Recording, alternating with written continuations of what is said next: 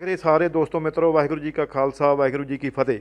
ਦੋਸਤੋ, ਜਿਵੇਂ ਤੁਹਾਨੂੰ ਪਤਾ ਵੀ ਪਿਛਲੇ ਸਾਲ ਤੋਂ ਲੈ ਕੇ ਹੁਣ ਤੱਕ ਜਿਹੜੀ ਕਰੋਨਾ ਵਾਇਰਸ ਦੀ ਮਹਾਮਾਰੀ ਜਿਹੜੀ ਪੂਰੇ ਸੰਸਾਰ ਦੇ ਵਿੱਚ ਫੈਲੀ ਹੋਈ ਆ, ਉਸ ਨੂੰ ਲੈ ਕੇ ਖਾਸ ਕਰਕੇ ਪੰਜਾਬ ਦੀ ਗੱਲ ਕਰਾਂਗੇ। ਪੰਜਾਬ ਤੋਂ ਬਾਅਦ ਅਸੀਂ ਮੋਗੇ ਜ਼ਿਲ੍ਹੇ ਦੀ ਗੱਲ ਕਰਾਂਗੇ, ਜਿੱਥੇ ਮੋਗਾ ਜ਼ਿਲ੍ਹਾ ਪਿਛਲੇ ਸਾਲ ਵੀ ਅਤੇ ਇਸ ਸਾਲ ਦੇ ਵਿੱਚ ਵੀ ਕਾਫੀ ਹੱਦ ਤੱਕ ਜਿਹੜਾ ਸੇਫ ਨਜ਼ਰ ਆਉਂਦਾ। ਅਤੇ ਇਸ ਟਾਈਮ ਕਾਫੀ ਘੱਟ ਆਮ ਜ਼ਿਲ੍ਹਿਆਂ ਨਾਲੋਂ ਜਿਹੜੇ ਇੱਥੋਂ ਕਰੋਨਾ ਪੋਜ਼ੀਟਿਵ ਲੋਕ ਜਿਹੜੇ ਪਾਏ ਗਏ ਆ। ਅਤੇ ਇਹਦੇ ਸੰਬੰਧ ਦੇ ਵਿੱਚ ਅਸੀਂ ਅੱਜ ਮੋਗਾ ਦੇ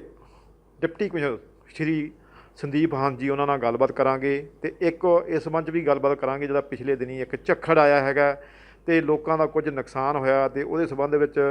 ਸਰਕਾਰ ਦੀ ਗਾਂ ਕੀ ਪ੍ਰੋਗਰਾਮ ਬਣਾਇਆ ਗਿਆ, ਉਹ ਲੋਕਾਂ ਦਾ ਜਿਹੜਾ ਕੀ ਉਹਨਾਂ ਤੋਂ ਪੁੱਛ ਕੇ ਵੀ ਉਹਨਾਂ ਦੀ ਕਿਸ ਤਰ੍ਹਾਂ ਮਦਦ ਕੀਤੀ ਜਾਊਗੀ। ਅਤੇ ਮੈਂ ਡੀ ਸਾਹਿਬ, ਜਿਵੇਂ ਆਪਣੇ ਮੋਗਾ ਜ਼ਿਲ੍ਹੇ ਦੀ ਗੱਲ ਹੈਗੀ ਆ, ਖਾਸ ਕਰਕੇ ਕੋਵਿਡ ਨੂੰ ਲੈ ਕੇ ਆਪਣੇ ਕੀ ਪੋਜੀਸ਼ਨ ਆ ਜੀ? ਜੇ ਮੈਂ ਮੋਗੇ ਜ਼ਿਲ੍ਹੇ ਦੀ ਗੱਲ ਕਰਾਂ ਤੇ ਪਿਛਲੇ ਸਾਲ ਨਾਲ ਆਪਾਂ ਜੇ ਇਹਨੂੰ ਕੰਪੇਅਰ ਕਰੀਏ, ਜਦੋਂ ਇਹ ਕੋਵਿਡ ਮਹਾਮਾਰੀ ਇਹਦੀ ਸ਼ੁਰੂਆਤ ਹੋਈ, ਅਸੀਂ ਇਹ ਜਿਹੜੀ ਇੱਕ ਭਿਆਨਕ ਜਿਹੜੀ ਇੱਕ ਪੈਂਡੈਮਿਕ ਹੈ, ਇਹ ਬਿਲਕੁਲ ਕਨਸੈਪਟ ਜਿਹੜਾ ਨਵਾਂ ਸੀਗਾ। ਇਹਦੇ ਬਾਰੇ ਕੋਈ ਵੀ ਨਹੀਂ ਸੀ ਚੰਗੀ ਤਰ੍ਹਾਂ ਜਾਣਦਾ, ਨਾ ਡਾਕਟਰ ਜਾਣਦੇ ਸੀ, ਨਾ ਮਾਹਰ ਜਾਣਦੇ ਸੀਗੇ, ਨਾ ਸਾਇੰਸਦਾਨ ਹਜੇ ਪ੍ਰੋਪਰਲੀ ਇਹਦੇ ਬਾਰੇ ਉਹਨਾਂ ਨੂੰ ਕੋਈ ਨੌਲੇਜ ਸੀਗੀ। ਅਤੇ ਸਰਕਾਰਾਂ ਵਾਸਤੇ ਔਰ ਐਡਮਿਨਿਸਟ੍ਰੇਸ਼ਨ ਵਾਸਤੇ ਤਾਂ ਬਿਲਕੁਲ ਹੀ ਇਹ ਸਬਜੈਕਟ ਜਿਹੜਾ ਹੈਗਾ ਇਹ ਬਿਲਕੁਲ ਹਟ ਕੇ ਸੀ। ਸੋ ਉਦੋਂ ਅਸੀਂ ਇਹਨੂੰ ਹੌਲੀ ਹੌਲੀ ਇਹਨੂੰ ਸਮਝਣ ਦੀ ਕੋਸ਼ਿਸ਼ ਕੀਤੀ, ਸਮਝਿਆ, ਔਰ ਲੋਕਾਂ ਨੂੰ ਜਿਹੜਾ ਹੈ ਉਸ ਵੇਲੇ ਹੈਲਥ ਫੈਸਿਲਿਟੀਜ਼ ਵੀ ਦਿੱਤੀਆਂ। ਜਿਹੜੇ ਕੇਸ ਹੌਲੀ ਹੌਲੀ ਪੋਜ਼ੀਟਿਵ ਆਉਣੇ ਸ਼ੁਰੂ ਹੋ ਗਏ, ਉਹਨਾਂ ਨੂੰ ਘਰਾਂ ਵਿੱਚ ਜਿਹੜਾ ਇਕਾਂਤਵਾਸ ਵਿੱਚ ਵੀ ਰੱਖਿਆ। ਅਤੇ ਇਹ ਦੇਖਦਿਆਂ ਇਹ ਤਕਰੀਬਨ ਜਿਹੜਾ ਹੈਗਾ ਇੱਕ ਵਾਰੀ ਤਾਂ ਜਦੋਂ ਆਪਾਂ ਮਹਿਸੂਸ ਕੀਤਾ ਕਿ ਦਸੰਬਰ ਜਿਹੇ 'ਚ ਜਾ ਕੇ ਇਹ ਕੇਸ ਜਿਹੜੇ ਹੈ ਬਹੁਤ ਘੱਟ ਗਏ ਸੀਗੇ, ਬਿਲਕੁਲ ਹੀ ਮਤਲਬ ਅਸੀਂ ਬੇਧਿਆਨੇ ਹੋ ਗਏ ਸੀਗੇ। ਲੇਕਿਨ ਮੁੜ ਕੇ ਦੁਬਾਰਾ ਇਹ ਜਦੋਂ ਫੇਰ ਹੁਣ ਜਾ ਕੇ ਇਹ ਮਾਰਚ ਵਿੱਚ ਇਹ ਕੇਸ ਵਧਣੇ ਸ਼ੁਰੂ ਹੋਏ, ਅਤੇ ਇਹ ਮਹਿਸੂਸ ਕੀਤਾ ਗਿਆ ਕਿ ਜਿਹੜਾ ਹੁਣ ਵਾਲਾ ਸਟ੍ਰੇਨ ਹੈਗਾ ਇਹ ਪਹਿਲਾਂ ਨਾਲੋਂ ਜ਼ਿਆਦਾ ਘਾਤਕ ਹੈਗਾ, ਪਹਿਲਾਂ ਨਾਲੋਂ ਜ਼ਿਆਦਾ ਖਤਰਨਾਕ ਹੈਗਾ। ਅਤੇ ਜੇ ਮੈਂ ਅੰਕੜਿਆਂ ਦੀ ਗੱਲ ਕਰਾਂ ਅਤੇ ਅੱਜ ਦੀ ਡੇਟ ਵਿੱਚ ਜੇ ਹੁਣ ਤਾਈਂ ਜਿਹੜਾ ਹੈ ਆਪਣੇ ਮੋਗਾ ਜ਼ਿਲ੍ਹੇ ਦੀ ਆਪਾਂ ਗੱਲ ਕਰੀਏ, ਅਤੇ ਪੋਜ਼ੀਟਿਵ ਕੇਸ ਜਿਹੜੇ ਕੁੱਲ ਪੋਜ਼ੀਟਿਵ ਕੇਸ 8135 ਆਏ ਹਨ, ਜਿਨ੍ਹਾਂ ਵਿੱਚ ਅੱਜ ਦੀ ਡੇਟ ਵਿੱਚ ਐਕਟਿਵ ਕੇਸ ਹੈਗੇ, ਜਿਨ੍ਹਾਂ ਨੂੰ ਅੱਜ ਦੀ ਡੇਟ 'ਚ ਉਹ ਪੋਜ਼ੀਟਿਵ ਹੈ, ਉਹ 481 ਦੇ ਕਰੀਬ ਹੈਗੇ ਆ। ਕੁਛ ਰਿਪੋਰਟਾਂ ਜਿਹੜੀਆਂ ਹੈਗੀਆਂ ਉਹ ਅਵੇਟਡ ਨੇ। ਅਤੇ ਪਿਛਲੇ ਸਾਲ ਔਰ ਅੱਜ ਦੇ ਇਸ ਸਾਲ ਦੀਆਂ ਜੇ ਆਪਾਂ ਫਿਗਰ ਬਣਾ ਕੇ ਚੱਲੀਏ, ਅਤੇ ਹੁਣ ਤਾਈਂ ਜਿਹੜਾ ਹੈ ਇਹ 196 ਡੈਥਸ ਕੁੱਲ ਹੋ ਚੁੱਕੀਆਂ ਹਨ। ਅਤੇ ਦੁੱਖ ਦੀ ਗੱਲ ਇਹ ਹੈ ਕਿ ਅੱਜ ਵੀ ਜਿਹੜੀਆਂ ਹੈਗੀਆਂ 5 ਡੈਥਸ ਹੋ ਚੁੱਕੀਆਂ ਹਨ। ਅਤੇ ਡੈਥਸ ਜੇ ਅਸੀਂ ਇਹਨੂੰ ਜਰਾ ਧਿਆਨ ਨਾਲ ਦੇਖੀਏ, ਅਤੇ ਜਿਹਨਾਂ ਲੋਕਾਂ ਨੂੰ ਹੋਰ ਤਕਲੀਫਾਂ ਹਨ, ਹੋਰ ਕਰੋਨਿਕ ਡਿਜ਼ੀਜ਼ਜ਼ ਹਨ, ਕੋਮੋਰਬਿਡਿਟੀਜ਼ ਹੈਗੀਆਂ, ਇਹ ਜਿਹੜਾ ਕਰੋਨਾ ਵਾਇਰਸ ਹੈ ਉਹਨਾਂ ਦੀ, ਕਿਉਂਕਿ ਇਮਿਊਨ ਸਿਸਟਮ ਉਹਨਾਂ ਦਾ ਡਾਊਨ ਹੋਇਆ ਹੁੰਦਾ ਹੈਗਾ, ਅਤੇ ਉਹਨਾਂ 'ਤੇ ਜ਼ਿਆਦਾ ਜਿਹੜਾ ਹੈ ਇਹ ਅਟੈਕ ਕਰਦਾ ਹੈਗਾ। ਉਹਦੇ ਨਾਲ ਫਿਰ ਕੀ ਹੁੰਦਾ ਹੈਗਾ, ਉਹ ਅੱਗੇ ਹੀ ਜਿਹੜੇ ਹੈ ਸਰੀਰਕ ਤੌਰ 'ਤੇ ਉਹ ਜਿਹੜੇ ਹੁੰਦੇ ਬਿਮਾਰੀ ਹੁੰਦੀ ਹੈ, ਇਮਿਊਨ ਸਿਸਟਮ ਉਹਨਾਂ ਦਾ ਬੜਾ ਲੋਅ ਹੋਇਆ ਹੁੰਦਾ, ਅਤੇ ਫਿਰ ਬਹੁਤ ਹੀ ਘਾਤਕ ਔਰ ਬਹੁਤ ਕਹਿ ਲਓ ਵੀ ਇਹ ਮੁੜ ਕੇ ਇਹ ਜਾਨਲੇਵਾ ਬਣ ਜਾਂਦਾ ਹੈ। ਸੋ ਅੱਜ ਵੀ ਜਿਹੜੀਆਂ 5 ਡੈਥਸ ਹੋਈਆਂ ਹਨ, ਅਤੇ ਇਹਦੇ ਵਿੱਚ ਇਹ ਹੈ ਕਿ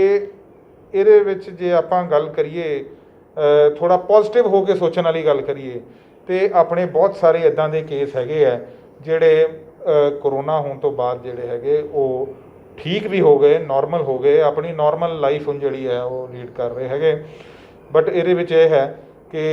ਜਿੱਥੇ ਕਿਤੇ ਇਹ ਲੰਗਸ ਨੂੰ ਅਫੈਕਟ ਕਰ ਗਿਆ ਹੈਗਾ, ਅਤੇ ਲੰਗਸ ਵਿੱਚ ਇਹ ਫੇਫੜਿਆਂ ਵਿੱਚ ਪੈਚਿਸ ਛੱਡ ਜਾਂਦਾ ਹੈਗਾ, ਫਿਰ ਉਸ ਵਿਅਕਤੀ ਨੂੰ ਕੁਝ ਨਾ ਕੁਝ ਹੌਲੀ ਹੌਲੀ ਥੋੜ੍ਹੀਆਂ ਪ੍ਰੋਬਲਮਸ ਜਿਹੜੀਆਂ ਹੈ ਉਹ ਰਹਿੰਦੀਆਂ ਹਨ। ਸੋ ਇਹ ਜ਼ਰੂਰੀ ਹੈ ਇਸ ਤੋਂ ਬਚਾਅ ਰੱਖਣ ਦੀ। ਅਸੀਂ ਇਹਦੇ ਵਿੱਚ ਜੇ ਮੋਗਾ ਜ਼ਿਲ੍ਹੇ ਦੀ ਆਪਾਂ ਗੱਲ ਕਰੀਏ, ਅਤੇ ਇਹਦੇ ਵਿੱਚ ਟੈਸਟਿੰਗ ਵੀ ਅਸੀਂ ਸੈਂਪਲਿੰਗ ਜਿਹਨੂੰ ਆਪਾਂ ਕਹਿੰਦੇ ਹਾਂ ਉਹ ਵੀ ਲਗਾਤਾਰ ਕਰ ਰਹੇ ਹਾਂ। ਅਤੇ ਇਹਦੇ ਵਿੱਚ ਜੇ ਮੈਂ ਕਹਾਂ ਕਿ ਕਰੋਨਾ ਹੁਣ ਆ ਗਿਆ ਹੈ, ਆਪਾਂ ਨੂੰ ਇਹਦੇ ਤੋਂ ਹੁਣ ਕਿਵੇਂ ਆਪਾਂ ਇਸ ਤੋਂ ਬਚਣਾ ਹੈਗਾ, ਆਪਾਂ ਆਪਣੀ ਲਾਈਫ ਨੂੰ, ਆਪਣੀ ਰੋਜ਼ਮर्रा ਦੀ ਜ਼ਿੰਦਗੀ ਨੂੰ ਆਪਾਂ ਕਿਵੇਂ ਜਿਹੜਾ ਹੈ ਲੀਡ ਕਰਨਾ ਹੈ, ਤਾਂ ਉਹਦਾ ਇਹੀ ਸਭ ਤੋਂ ਵਧੀਆ ਤਰੀਕਾ ਹੈ ਕਿ ਸਮੇਂ ਸਿਰ 2 ਹਫ਼ਤੇ ਬਾਅਦ ਜਾਂ 3 ਹਫ਼ਤੇ ਬਾਅਦ ਇੱਕ ਵਾਰੀ ਆਪਣੀ ਸੈਂਪਲਿੰਗ ਕਰਾ ਲੈਣੀ ਚਾਹੀਦੀ ਹੈਗੀ। ਵੈਕਸੀਨ ਆਪਣੀ ਵਾਰੀ ਆਉਣ 'ਤੇ ਫਟਾਫਟ ਕਰਾ ਲੈਣੀ ਚਾਹੀਦੀ ਹੈ ਆਪਣੇ ਔਰ ਆਪਣੇ ਪਰਿਵਾਰ ਦੀ। ਤੇ ਇਹਦੇ ਵਿੱਚ ਕੋਈ ਢਿੱਲ ਨਹੀਂ ਕਰਨੀ ਚਾਹੀਦੀ। ਵੈਕਸੀਨ ਆਪਾਂ ਜੇ ਕਰਵਾ ਵੀ ਲਈ ਹੈ ਤਾਂ ਫਿਰ ਵੀ ਜਿਹੜਾ ਹੈ ਮਾਸਕ ਪਾ ਕੇ ਰੱਖਣਾ ਚਾਹੀਦਾ ਹੈ ਆਪਣੀਆਂ। ਮੈਂ ਜੇ ਤੁਹਾਨੂੰ ਮਾਸਕ ਦੀ ਇੱਕ ਜਿਹੜੀ ਹੈਬਿਟ ਦੀ ਮੈਂ ਗੱਲ ਕਰਾਂ ਤੇ ਆਪਣੇ ਬਹੁਤ ਸਾਰੇ ਮੁਲਕ ਇੱਦਾਂ ਦੇ ਨੇ, ਜਿਵੇਂ ਜਾਪਾਨ ਹੋ ਗਿਆ, ਸਿੰਗਾਪੁਰ ਹੋ ਗਿਆ, ਉਹ ਕਰੋਨਾ ਆਉਣ ਤੋਂ ਪਹਿਲਾਂ ਵੀ ਜਿੱਥੇ ਕਿਤੇ ਜਨਤਕ ਥਾਵਾਂ 'ਤੇ ਬਹੁਤ ਜ਼ਿਆਦਾ ਰਸ਼ ਹੁੰਦਾ ਹੈ, ਉਹ ਆਪਣੇ ਆਪ ਹੀ ਮਾਸਕ ਪਾ ਲੈਂਦੇ ਹੈ। ਜਿੱਥੇ ਉਹ ਪਬਲਿਕ ਟਰਾਂਸਪੋਰਟ 'ਚ, ਟ੍ਰੇਨਾਂ 'ਚ ਜਾਂ ਬੱਸਾਂ 'ਚ ਟਰੈਵਲ ਕਰਦੇ ਹੈ ਜਾਂ ਕਿਸੇ ਨੂੰ ਹਸਪੀਟਲ ਵਿਜ਼ਿਟ ਕਰਨਾ ਪੈਂਦਾ ਹੈ, ਉਹ ਆਪਣੀ ਉਹਨਾਂ ਨੇ ਇੱਕ ਅੱਛੀ ਹੈਬਿਟ ਬਣਾਈ ਹੋਈ, ਉਹ ਮਾਸਕ ਪਾ ਕੇ ਰੱਖਦੇ ਹੈ। ਸੋ ਮਾਸਕ ਪਾਉਣ ਨਾਲ ਮਤਲਬ ਥੋੜ੍ਹੀ ਜਿਹੀ, ਕਿਉਂਕਿ ਆਪਣੇ ਲਈ ਇਹ ਕਨਸੈਪਟ ਜਿਹੜਾ ਹੈ ਨਵਾਂ ਹੈਗਾ, ਥੋੜ੍ਹੀ ਸ਼ੁਰੂ 'ਚ ਔਖ ਹੁੰਦੀ ਹੈਗੀ, ਲੇਕਿਨ ਇਹ ਜਿਵੇਂ ਆਪਾਂ ਘੜੀ ਲਾ ਲੈਂਦੇ ਹਾਂ ਜਾਂ ਪੈਂਟ 'ਚ ਬੈਲਟ ਪਾ ਲੈਂਦੇ ਹਾਂ, ਇਹ ਮਾਸਕ ਵੀ ਹੁਣ ਆਪਾਂ ਨੂੰ ਆਪਣੀ ਇੱਕ ਲਾਈਫ ਸਟਾਈਲ ਬਣਾ ਕੇ ਚੱਲਣਾ ਪਏਗਾ ਜਿੰਨੀ ਦੇਰ ਤੱਕ ਇਹ ਪ੍ਰੋਬਲਮ ਹੈਗੀ ਆ। ਸੋ ਮਾਸਕ ਪਾ ਕੇ ਰੱਖੀਏ, ਸੈਂਪਲਿੰਗ ਕਰਾਉਂਦੇ ਰਹੀਏ, ਵੈਕਸੀਨੇਸ਼ਨ ਕਰਾ ਲਈਏ, ਔਰ ਥੋੜ੍ਹਾ ਜਿਹਾ ਜਿਹੜਾ ਫਾਲਤੂ ਦਾ ਜਿਹੜਾ ਪਬਲਿਕ ਪਲੇਸ 'ਤੇ, ਜਨਤਕ ਥਾਵਾਂ 'ਤੇ ਜਿੱਥੇ ਰਸ਼ ਹੁੰਦਾ ਹੈਗਾ, ਉੱਥੇ ਆਪਣਾ ਆਉਣਾ ਜਾਣਾ ਥੋੜ੍ਹਾ ਜਿਹਾ ਘਟਾ ਦਿਆਂਗੇ ਅਤੇ ਆਪਾਂ ਆਪਣੇ ਆਪ ਨੂੰ ਇਸ ਨੂੰ ਬਚਾ ਸਕਦੇ ਹਾਂ। ਇਹ ਤੋਂ ਇਲਾਵਾ ਜਿਹੜਾ ਹੈ, ਅਸੀਂ ਮੋਗਾ ਜ਼ਿਲ੍ਹੇ ਵਿੱਚ ਸਾਡੀਆਂ 13 ਇਹੋ ਜਿਹੇ ਹਸਪੀਟਲ ਨੇ ਸਰਕਾਰੀ ਔਰ ਜ਼ਿਆਦਾਤਰ ਜਿਹੜੇ ਗੈਰ ਸਰਕਾਰੀ, ਜਿੱਥੇ ਲੈਵਲ 2 ਔਰ ਲੈਵਲ 3 ਦੀ ਜਿਹੜੀ ਹੈ ਇਹ ਆਪਾਂ ਨੂੰ ਹੈਲਥ ਫੈਸਿਲਿਟੀ ਅਵੇਲੇਬਲ ਹੈ। ਉੱਥੇ ਆਪਾਂ ਨੂੰ ਬੈਡਸ ਵੀ ਅਵੇਲੇਬਲ ਹੈ ਅਤੇ ਸਰਕਾਰ ਜਿਹੜਾ ਆਪਣਾ ਸਿਵਲ ਹਸਪੀਟਲ ਹੈ, ਉੱਥੇ ਵੀ ਜਿਹੜੇ ਆਪਣੇ ਕੋਲ ਜਿਹੜੇ ਹੈ ਕੋਵਿਡ ਹਸਪੀਟਲ ਦਾ ਇੱਕ ਕੋਵਿਡ ਵਾਰਡ ਬਣਾਇਆ ਹੈ, ਜਿੱਥੇ ਕਿ ਮਰੀਜ਼ ਆਉਂਦੇ ਵੀ ਹੈ ਜਿਹੜੇ ਕਿ ਲੈਵਲ 2 'ਚ ਆ ਜਾਂਦੇ ਹੈਗੇ ਉਸ ਕੈਟੇਗਰੀ 'ਚ, ਅਤੇ ਉਹਨਾਂ ਦਾ ਦੇਖਭਾਲ ਵੀ ਕੀਤਾ ਜਾਂਦਾ ਹੈ। ਔਰ ਆਪਣੇ ਬਹੁਤ ਜ਼ਿਆਦਾ ਜਿਹੜੇ ਪੋਜ਼ੀਟਿਵ ਆਏ ਸੀ ਕੇਸ, ਉਹ ਕਾਫੀ ਸਾਰੇ ਜਿਹੜੇ ਹੈ ਉਹ ਕਿਉਰ ਹੋ ਕੇ ਠੀਕ ਹੋ ਗਏ, ਆਪਣੇ ਘਰ ਹੀ ਵਾਪਸ ਚਲੇ ਗਏ ਹੈ। ਔਰ ਇਹਦੇ ਵਿੱਚ ਇਹ ਹੈ ਕਿ ਇਸ ਸਟ੍ਰੇਨ ਵਿੱਚ ਇਸ ਸਾਲ ਸਰਕਾਰ ਦਾ ਜਿਹੜਾ ਹੈਲਥ ਪ੍ਰੋਟੋਕੋਲ ਹੈ, ਉਹਦੇ ਵਿੱਚ ਇਸ ਗੱਲ 'ਤੇ ਮਤਲਬ, ਕਿਉਂਕਿ ਹਰੇਕ ਬੰਦਾ ਜਿਹੜਾ ਹੈਗਾ ਉਹ ਹਸਪੀਟਲ ਤੋਂ ਸਭ ਨੱਠਦੇ ਹੈ ਵੀ ਚਲੋ ਹਸਪੀਟਲ ਤੋਂ ਜੇ ਦੂਰ ਹੀ ਰਿਹਾ ਜਾਵੇ ਤਾਂ ਅੱਛੀ ਗੱਲ ਹੈ। ਸੋ ਜਿੱਥੇ ਕੋਵਿਡ ਕੇਸਿਸ ਜਿਹੜੇ ਮਾਈਲਡ ਹਨ, ਸ਼ੁਰੂਆਤ ਮਾਈਲਡ ਤੋਂ ਹੀ ਹੁੰਦੀ ਹੈ, ਉਹਨਾਂ ਨੂੰ ਘਰ ਵਿੱਚ ਜਿਹੜਾ ਇਕਾਂਤਵਾਸ ਕਰਨ ਦਾ ਜਿਹੜਾ ਹੈ ਉਹ ਪ੍ਰੋਟੋਕਾਲ ਕਹਿੰਦਾ ਹੈ ਵੀ ਉਹ ਘਰ ਵਿੱਚ ਹੀ ਇਕਾਂਤਵਾਸ 'ਚ ਹੋ ਜਾਵੇ। ਅਤੇ ਸਾਡੀ ਜਿਹੜੀ ਸਾਡਾ ਜਿਹੜਾ ਕੋਵਿਡ ਸੈੱਲ ਹੈ, ਉਹਦੇ ਵਿੱਚ ਇੱਕ ਅਸੀਂ ਕੋਵਿਡ ਪੇਸ਼ੈਂਟ ਟਰੈਕਿੰਗ ਆਫਿਸਰ ਜਿਹੜਾ ਹੈ ਉਹ ਅਪੁਆਇੰਟ ਕੀਤਾ ਹੋਇਆ। ਉਸ ਸੈੱਲ ਵਿੱਚੋਂ ਸਾਰੇ ਜਿਹੜੇ ਵੀ ਕੋਵਿਡ ਪੇਸ਼ੈਂਟ ਹੈ ਉਹਨਾਂ ਨੂੰ ਟਾਈਮ ਬਾਏ ਟਾਈਮ ਫੋਨ ਜਾਂਦਾ ਹੈ, ਉਹਨਾਂ ਨੂੰ ਜਿਹੜੀਆਂ ਕੋਵਿਡ ਕਿੱਟਸ ਹੈ, ਫਤਿਹ ਕਿੱਟ ਜਿਹੜੀ ਹੈ, ਫਤਿਹ ਕਿੱਟ ਪ੍ਰੋਵਾਈਡ ਕੀਤੀ ਜਾਂਦੀ ਹੈ। ਫਤਿਹ ਕਿੱਟ ਵਿੱਚ ਆਕਸੀਮੀਟਰ ਵੀ ਹੈ ਔਰ ਤੁਹਾਡਾ ਸਟੀਮਰ ਵੀ ਹੈ ਔਰ ਦਵਾਈਆਂ ਵੀ ਹਨ, ਐਲੋਪੈਥੀ ਦੀਆਂ ਵੀ ਹਨ ਔਰ ਕੁਝ ਆਯੁਰਵੈਦਿਕ ਮੈਡੀਸਨਸ ਵੀ ਹਨ, ਮਾਸਕ ਵੀ ਹਨ, ਜਿਹਦੀ ਵਰਤੋਂ ਜਿਹੜਾ ਹੈਗਾ ਉਹ ਕੋਵਿਡ ਪੋਜ਼ੀਟਿਵ ਪੇਸ਼ੈਂਟ ਹੈ ਉਹ ਕਰ ਸਕਦਾ ਹੈਗਾ। ਉਹਦੇ ਨਾਲ ਕਾਫੀ ਜਿਹੜਾ ਹੈ ਲਾਭ ਮਿਲਦਾ ਹੈ। ਔਰ ਜਿਹੜਾ ਪਹਿਲਾਂ ਪ੍ਰੋਟੋਕਾਲ ਹੁੰਦਾ ਸੀ ਵੀ 17 ਦਿਨ ਆਪਣੇ ਆਪ ਨੂੰ ਇਕਾਂਤਵਾਸ 'ਚ ਰੱਖਣਾ ਹੁੰਦਾ ਸੀ, ਹੁਣ ਉਹ ਘੱਟ ਕੇ ਜਿਹੜਾ ਹੈ ਉਹ 10 ਦਿਨਾਂ ਦਾ ਹੋ ਗਿਆ। ਸੋ 10 ਦਿਨਾਂ ਦੇ ਵਿੱਚ ਆਪਣੀ ਡਾਈਟ ਠੀਕ ਰੱਖ ਕੇ, ਮੈਡੀਸਨ ਲੈ ਕੇ ਔਰ ਇਹਤਿਆਤ ਵਰਤ ਕੇ ਉਹ ਜਿਹੜਾ ਵੀ ਕੋਵਿਡ ਪੇਸ਼ੈਂਟ ਹੁੰਦਾ ਹੈ ਉਹ ਠੀਕ ਹੋ ਜਾਂਦਾ ਹੈ। ਔਰ ਹੁਣ ਤਾਂ ਠੀਕ ਹੋਣ ਤੋਂ ਬਾਅਦ ਵੀ ਸਾਡੀ ਇਹ ਹੁਣ ਕੋਸ਼ਿਸ਼ ਹੈ ਆਉਣ ਵਾਲੇ ਸਮੇਂ 'ਚ, ਜਿੱਥੇ ਕੋਵਿਡ ਕੋਈ ਨਾ ਕੋਈ ਆਪਣੇ ਟ੍ਰੇਸਿਸ ਜ਼ਿਆਦਾ ਛੱਡ ਗਿਆ ਹੈਗਾ, ਜ਼ਿਆਦਾ ਇਨਸਾਨੀ ਸਿਹਤ ਨਾਲ ਜਿਹੜਾ ਹੈ ਉਹ ਨੁਕਸਾਨ ਕਰ ਗਿਆ ਹੈਗਾ, ਅਸੀਂ ਹੁਣ ਇਹ ਵੀ ਕੋਸ਼ਿਸ਼ ਕਰਾਂਗੇ ਵੀ ਉਹਨਾਂ ਨੂੰ ਵੀ ਇੱਕ ਜਿਹੜੀ ਹੈ ਇੱਕ ਸਪੈਸ਼ਲ ਜਿਹੜੀ ਹੈ ਇੱਕ ਟੀਮ ਲਗਾ ਕੇ ਅਤੇ ਉਹਨਾਂ ਨੂੰ ਮਦਦ ਕੀਤੀ ਜਾਵੇ। ਇਹਦੇ ਵਿੱਚ ਮਿਨਿਸਟਰੀ ਆਫ ਆਯੂਸ਼ ਦਾ ਵੀ ਇੱਕ ਪ੍ਰੋਟੋਕਾਲ ਆਇਆ ਹੈਗਾ ਕਿ ਠੀਕ ਹੋਣ ਤੋਂ ਬਾਅਦ ਜਿਹੜੀ ਆਯੁਰਵੈਦਿਕ ਮੈਡੀਸਨ ਦੇ ਨਾਲ ਵੀ ਇਹਨੂੰ ਜਿਹੜੀ ਹੈ ਬਾਡੀ ਦਾ ਜਿਹੜਾ ਇਮਿਊਨ ਸਿਸਟਮ ਹੈ, ਬਾਡੀ ਦੇ ਜਿਹੜਾ ਲੰਗਸ ਦਾ ਜਿੰਨਾ ਕੁ ਨੁਕਸਾਨ ਹੋਇਆ ਉਹਨੂੰ ਠੀਕ ਕੀਤਾ ਜਾ ਸਕਦਾ ਹੈ। ਸਰ, ਜਿਵੇਂ ਆਕਸੀਜਨ ਦੀ ਕਾਫੀ ਘਾਟ ਰਹੀ ਹੈ, ਪਹਿਲਾਂ ਆਪਣੇ ਜ਼ਿਲ੍ਹੇ 'ਚ ਆਕਸੀਜਨ ਦੀ ਕੀ ਇਸ ਟਾਈਮ? ਆਪਣੇ ਜ਼ਿਲ੍ਹੇ ਵਿੱਚ ਹੁਣ ਆਕਸੀਜਨ ਦੀ ਸ਼ੁਰੂ 'ਚ ਜਦੋਂ ਇਹ ਕੇਸਿਸ ਵੱਧ ਗਏ ਸੀਗੇ ਔਰ ਆਕਸੀਜਨ ਦੀ ਘਾਟ ਹੋਣੀ ਸ਼ੁਰੂ ਹੋ ਗਈ ਸੀ, ਅਤੇ ਸਟੇਟ ਗੌਰਮੈਂਟ ਨੇ ਇੱਕ ਆਪਣਾ ਜਿਹੜਾ ਸਟੇਟ ਕੋਵਿਡ ਕੰਟਰੋਲ ਰੂਮ ਹੈ ਉਹਨੇ ਆਪਣੇ ਜ਼ਿੰਮੇ ਲੈ ਲਿਆ ਸਾਰਾ ਕੁਛ, ਅਤੇ ਜਿੰਨੀ ਵੀ ਆਕਸੀਜਨ ਦੀ ਸਪਲਾਈ ਸੀ ਜਿਹੜੀ ਬਾਹਰਲੀ ਸਟੇਟਸ ਤੋਂ ਆਉਂਦੀ ਸੀ ਉਹਨੂੰ ਉਹਨਾਂ ਨੇ ਮੋਨੀਟਰ ਕਰਨਾ ਸ਼ੁਰੂ ਕਰ ਦਿੱਤਾ। ਸਾਰੇ ਆਪਣੇ 22 ਦੇ 22 ਜ਼ਿਲ੍ਹਿਆਂ 'ਚੋਂ ਡਿਮਾਂਡ ਜਿਹੜੀ ਹੈ ਆਪਣੇ ਸਰਕਾਰੀ ਔਰ ਗੈਰ ਸਰਕਾਰੀ ਹਸਪਤਾਲਾਂ ਤੋਂ ਡਿਮਾਂਡ ਇਕੱਠੀ ਕਰਕੇ ਉਹਨੂੰ ਕੰਪਾਈਲ ਕਰਕੇ ਅਤੇ ਸਟੇਟ ਕੋਵਿਡ ਕੰਟਰੋਲ ਰੂਮ 'ਤੇ ਅਸੀਂ ਆਪਣੀ ਡਿਮਾਂਡ ਪ੍ਰੋਜੈਕਟ ਕਰਦੇ ਹੁੰਦੇ ਸੀਗੇ, ਅਤੇ ਉੱਥੋਂ ਦੀ ਜਿਹੜੀ ਐਲੋਕੇਸ਼ਨ ਹੁੰਦੀ ਸੀ ਫਿਰ ਉੱਥੋਂ ਜਿਹੜੇ ਵੀ ਬਾਈ ਏਅਰ ਜਿਹੜਾ ਹੈ ਬੋਕਾਰੋ ਤੋਂ ਜਾਂ ਹੋਰ ਕਿਸੇ ਥਾਂ ਤੋਂ ਇਹ ਆਕਸੀਜਨ ਜਿਹੜੀ ਹੈ ਬਾਈ ਏਅਰ ਆਉਂਦੀ ਸੀ ਤੇ ਟੈਂਕਰਾਂ ਵਿੱਚ ਭਰ ਕੇ ਤੇ ਇੱਥੋਂ ਜਦੋਂ ਸਾਡੇ ਕੋਲ ਮੋਗੇ ਆਉਂਦੀ ਸੀ ਤੇ ਅਸੀਂ ਸੈਂਟਰਲਾਈਜ਼ ਸਿਸਟਮ ਐਸਡੀਐਮ ਮੋਗਾ ਨੂੰ ਇਹਦਾ ਨੋਡਲ ਆਫੀਸਰ ਲਗਾਇਆ ਗਿਆ ਸੀਗਾ ਔਰ ਅਸੀਂ ਜਿੰਨੀ ਡਿਮਾਂਡ ਹੁੰਦੀ ਸੀ ਉਨੀ ਜਿਹੜੀ ਹੈ ਸਾਰੇ ਹਸਪੀਟਲਸ 'ਚ ਇਹਨੂੰ ਐਲੋਕੇਟ ਕਰ ਦਿੰਦੇ ਹੁੰਦੇ ਸੀਗੇ।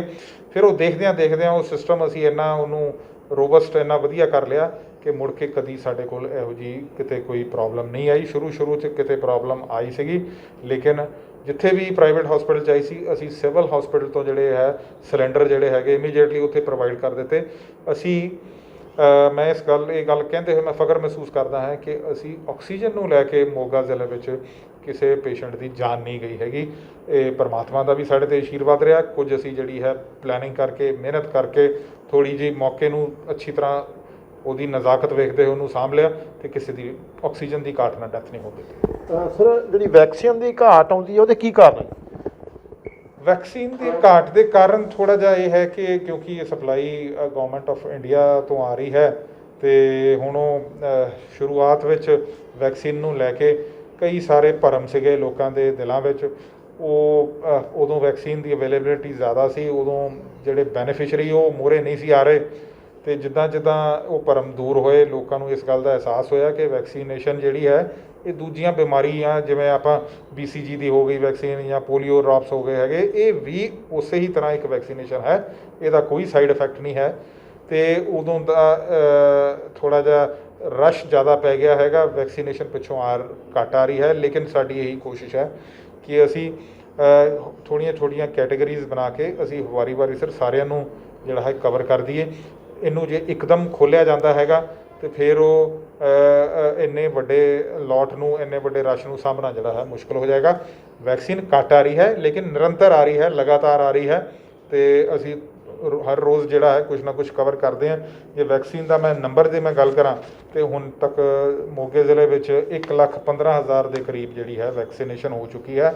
ਤੇ ਜਿਹੜਾ 18 ਤੋਂ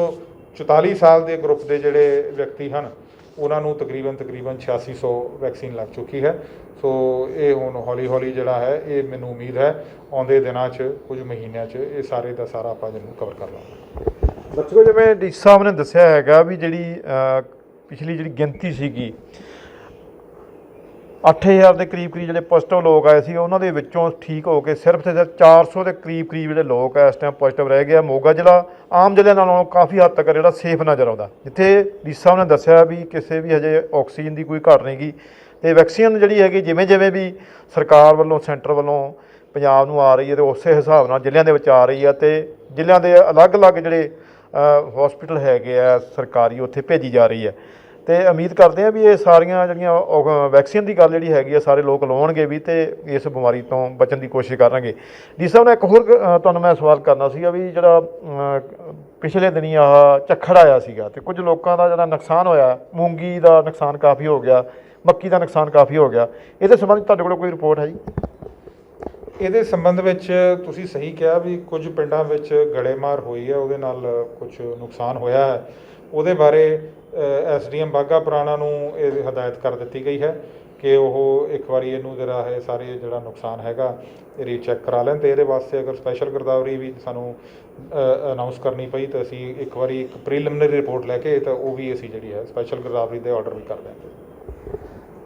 ਦਰਸ਼ਕੋ ਭਰੋਸਾ ਦਿਵਾਇਆ ਵੀ ਜਿਹੜੇ ਲੋਕ ਜਿਨ੍ਹਾਂ ਦੀ ਕੋਈ ਅਗਰ